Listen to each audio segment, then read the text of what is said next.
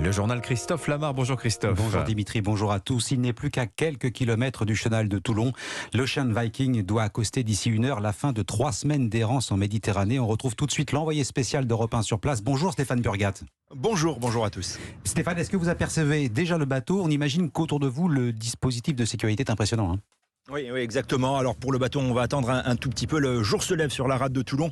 Il est au large de Hyères actuellement, ce bateau. Un tout petit peu moins de 2 mers encore à parcourir. En tout cas, c'est vraiment la dernière ligne droite, la fin programmée de ce long bras de fer.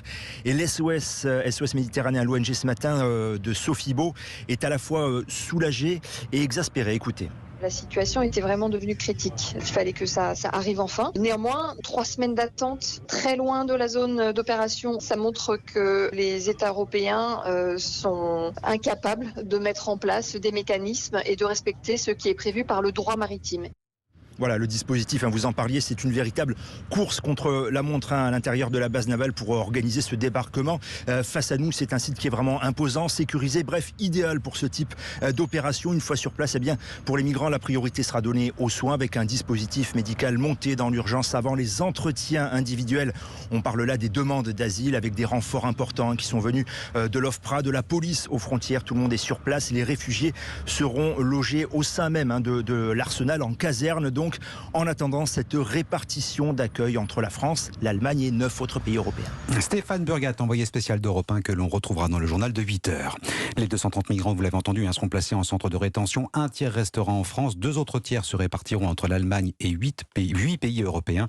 Tous les rescapés qui se verront refuser le droit d'asile seront renvoyés vers leur pays d'origine. C'est ce qu'indique l'entourage du ministre de l'Intérieur. L'arrivée à Toulon de l'Ocean Viking ne met pas un terme à la crise diplomatique qui s'est ouverte entre la France et l'Italie. On peut même dire que cette crise ne fait que commencer. Elle a débuté très tôt lorsque l'Ocean Viking a cherché un port pour accoster. Hier soir, le ministre de l'Intérieur a fustigé l'attitude des Italiens, coupables selon lui de ne pas avoir respecté le droit maritime. Pour Gérald Darmanin, l'Italie s'est montrée inhumaine. Propos bien peu diplomatiques, William Molinier. Les Français ont surtout l'impression d'avoir été bernés dans cette affaire. C'est effectivement le sentiment place Beauvau, l'impression d'avoir été menés en bateau par le gouvernement italien. Il y a quelques jours, ils ont fait fuiter dans la presse que Marseille ouvrait son port pour accueillir le bateau. C'était totalement faux, répond catégorique une source proche du dossier, qui évoque même à demi-mot une opération de déstabilisation. Pendant 48 heures, les transalpins ont tergiversé, poursuit-on. Ils nous ont dit oui, on les accueille, puis non. Des allers-retours incessants entre Paris et Rome jusqu'à ce que le bateau sorte des eaux territoriales italiennes.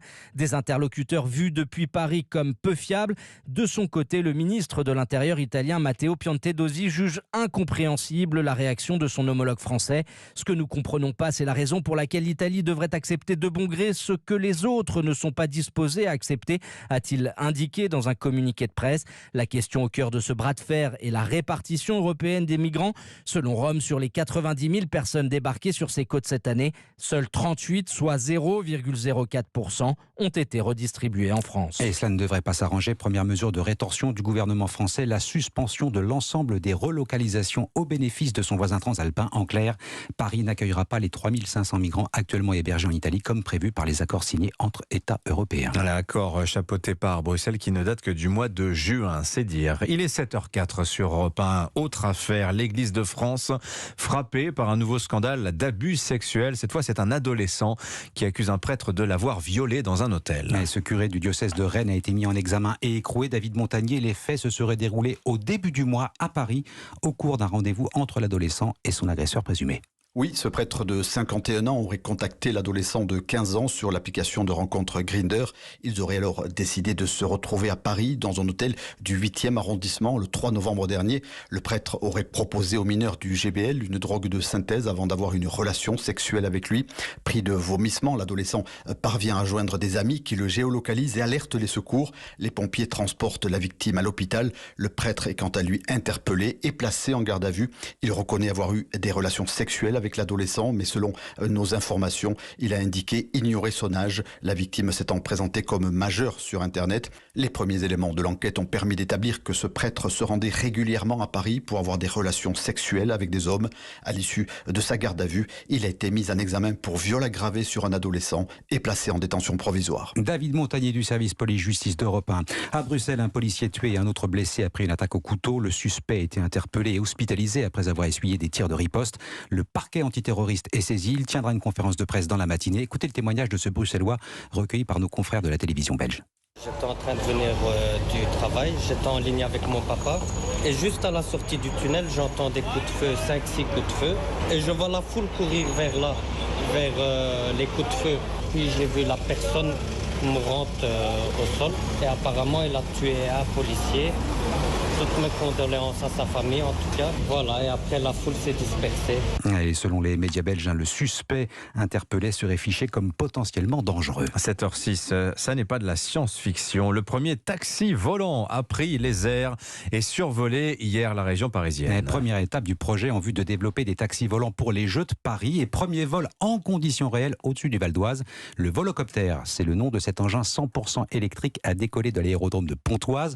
On monte à bord de ce taxi volant avec Aurélien Fleureau. Reportage. Voilà ce que vous entendez à une centaine de mètres quand l'appareil est en vol. Et voilà maintenant ce que cela donne à bord pour le pilote. Un bruit de vaisseau spatial paré au décollage. Hier, c'est le Volocoptère 2X qui s'est élevé dans le ciel bleu de la région parisienne. Jean-Christophe Drey est le directeur commercial France du fabricant de ces engins d'un nouveau genre. Environ 300 mètres d'altitude en fonction des différents obstacles et puis des distances aux alentours de 20 à 25 km pour démarrer. C'était aussi la première apparition en Europe d'un vertiport, ces infrastructures qui vont permettre d'accueillir les passagers.